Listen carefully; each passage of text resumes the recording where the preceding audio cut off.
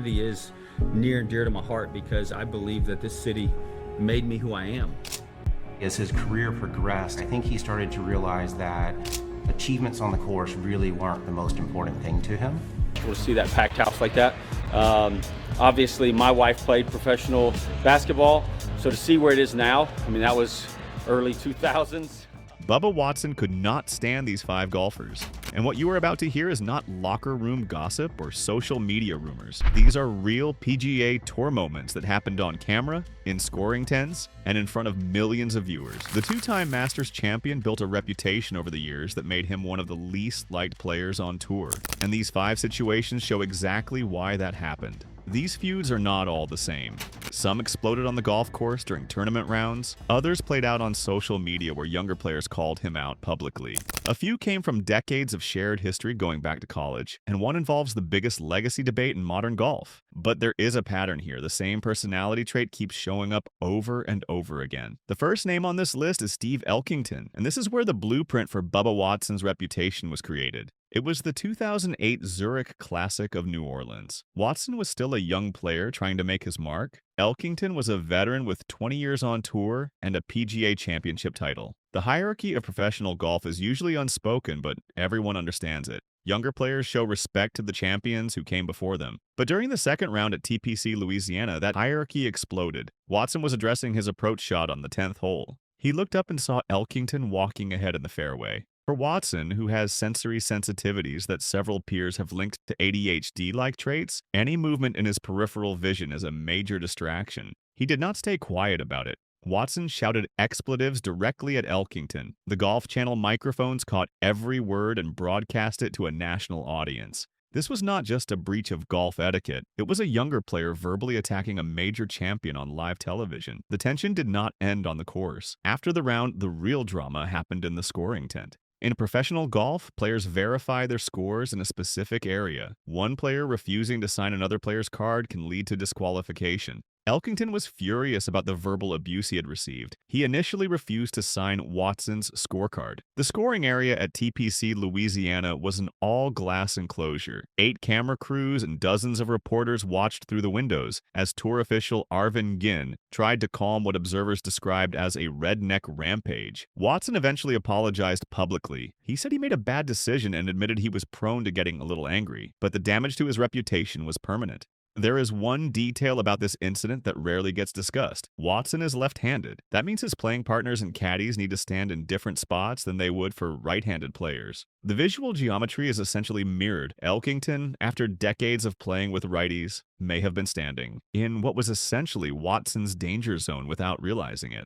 But Watson failed to interpret the movement as accidental. He reacted with immediate anger instead of understanding. And years later, Elkington confirmed the feud was far from over. In 2013, after Watson was seen berating his caddy Ted Scott on television, Elkington mocked him on Twitter. He made fun of Watson's toughness and the way he buttoned his shirt to the top. The Zurich Classic was not just one bad day. It fractured their relationship permanently. The second golfer is Kevin Na, and this situation revealed a different side of Watson's reputation. Instead of an explosion of anger, this was an implosion of competitive spirit. The 2019 WGC Dell Technologies match play was supposed to be Watson's chance to defend his title. In the first round robin match, he faced Na at Austin Country Club. Watson is known for overpowering golf courses with his distance. He held a 2-up lead with only 6 holes to play, but match play requires mental stamina that Watson seemed to lack as the pressure mounted. Na won 3 straight holes and took a 1-up lead.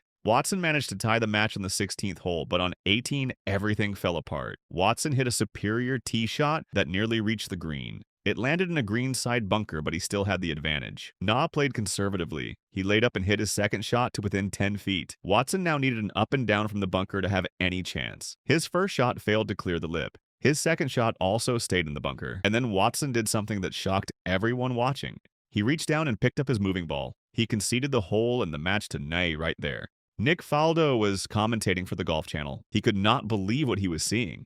Faldo said Watson was in his pocket, which means a player has completely given up on a hole. But Watson had started with the advantage off the tee. The concession looked like quitting in the middle of competition. This was not about anger or aggression. This was about Watson's emotional fragility under pressure, and it reinforced the idea that he was difficult to play with. Watson and Na have been linked together in anonymous player polls for years. The question is usually, which one is more difficult to play with? Na has a reputation for slow play and walking in his putts, but Watson's reputation is built on emotional unpredictability. The 2019 concession was a physical example of that volatility. When things went wrong, he did not fight through it. He just picked up the ball and walked away. So let me ask you this. Do you think conceding mid-hole in a professional tournament crosses a line? Or is it just a player knowing when he is beaten? Drop your answer in the comments below, and if you want more stories like this about the personalities behind professional golf, hit that subscribe button right now. The third golfer is Grayson Murray, and this feud played out entirely on social media. In 2017, Murray responded to complaints about Watson's on-course attitude. Murray is known for being unfiltered online. He does not follow the unspoken locker room code that usually protects high-profile players. And he told Watson to look in the mirror if he wanted to understand why he was getting so much backlash from fans and peers. That phrase hit hard because it challenged Watson's public image. Watson often talks about his religious faith and personal growth, but Murray was saying that Watson needed to examine his own behavior instead of blaming others, and he was right about the backlash. Peer polls at the time consistently ranked Watson as the least popular player on tour. One survey said that 23% of his peers would not help Watson in a fight. Murray was not making this up. He was saying out loud what other players were thinking privately. The Murray exchange highlighted a generational divide.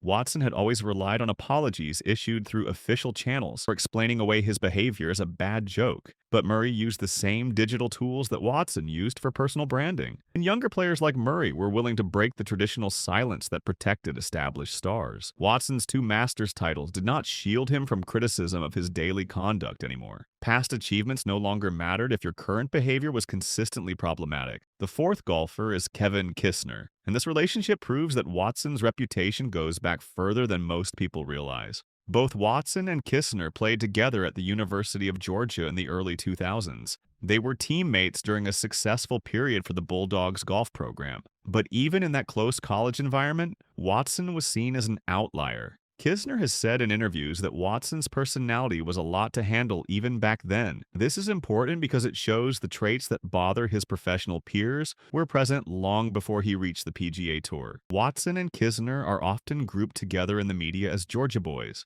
Other alumni from the program usually show a tight bond, but the relationship between Watson and Kisner has always been professionally distant. Kisner's comment about Watson being a lot to handle is one of the rare on-the-record confirmations of what gets said in anonymous player polls, and the competitive history between them only made things worse.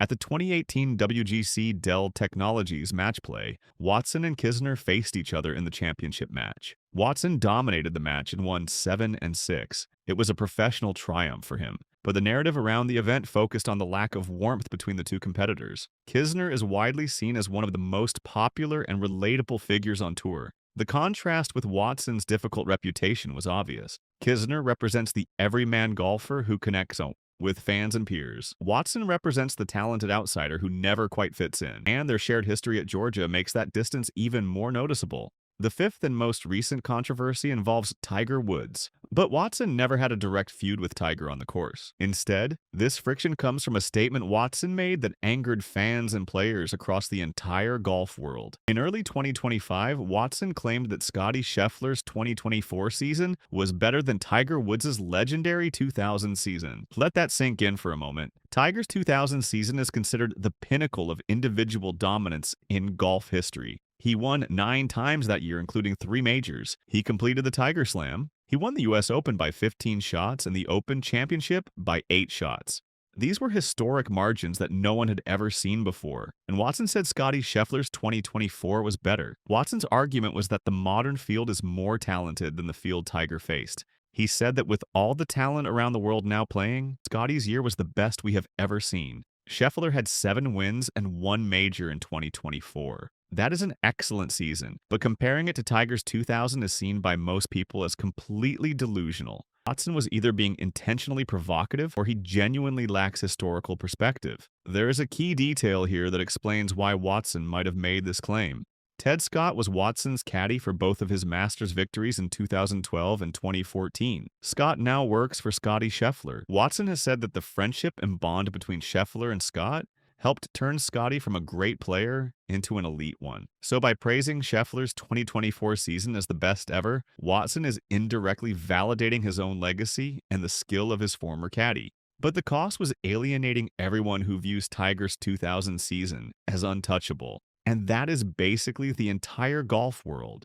This was not a fight with Tiger himself. Tiger did not respond to Watson's comments, but it was a disrespect of the sport's ultimate standard. Watson challenged a legacy that even his peers consider sacred, and it reinforced the pattern. Watson says things that cross lines other players would never approach. Whether it is shouting at veterans, quitting mid-hole, getting called out on social media, maintaining distance from college teammates, or diminishing Tiger's achievements, the same behavioral issues keep appearing. So what ties all 5 of these situations together? It is not just bad luck or misunderstandings. There is a consistent pattern of emotional volatility and defensive reactions that lead to public fallout. The Zurich Classic showed Watson's inability to control his anger even toward respected veterans. The Kevin Na match showed his fragility when things go wrong. The Grayson Murray exchange showed how his behavior created enemies among younger players. The Kevin Kisner relationship proved this has been happening since college. And the Tiger Woods comment showed he is willing to challenge even the most sacred legacies in golf. Watson's reputation as one of the least liked players on tour did not come from one moment. It came from years of repeated incidents. Peers have consistently voted him as the player they would least want to help in a fight. They describe him as gruff in the clubhouse and difficult to be around. Some have noted that Watson may have neurodivergence like ADHD that affects how he processes distractions and emotions. Watson himself has admitted to being fiery and making bad decisions in competition, but professional golf values emotional stability and control. Watson's inability to meet those standards created a cycle. He feels misunderstood and gets defensive. That leads to more outbursts, and those outbursts further damage his relationships. Watson comes from Baghdad, Florida. He often calls himself a redneck and takes pride in his self-taught unconventional swing. That background is different from many of his peers who grew up in country clubs with professional coaching. This cultural divide shows up in how he communicates. He is loud, emotional, and unfiltered. That clashes with the polished, media-trained personas of modern golfers. The friction with players like Elkington and Kisner can be seen as a clash between the outsider who forced his way to the top and the establishment that values different social rules. In 2022, Watson joined LIV Golf. For a player who was consistently voted least popular, leaving the PGA Tour was possibly a professional escape. He no longer had to deal with daily clubhouse interactions with peers who did not like him. But the move to LIV has not silenced the friction. His comments about Scheffler and Tiger prove that. He is now a team captain for the Range Goats GC, which requires him to lead and manage other players. That is a sharp contrast to his reputation as a difficult teammate in Ryder Cup and President's Cup competitions. Watson is undeniably talented. He has 2 green jackets. He changed how people think about power golf, and he has made efforts to apologize and improve as a person. But the friction never stopped. The pattern of behavior kept repeating throughout his career. And these 5 situations with Elkington, Na, Murray, Kisner, and the Tiger legacy debate show exactly why Bubba Watson became known as someone many golfers just could not stand. So here's my question for you. Was Bubba Watson misunderstood and unfairly judged? Or was he genuinely difficult to deal with year after year? Let me know in the comments which one of these feuds changed your view of him the most. If you found this video interesting, hit that like button. Subscribe to the channel for more deep dives into the personalities and controversies that shape professional golf. And I will see you in the next one.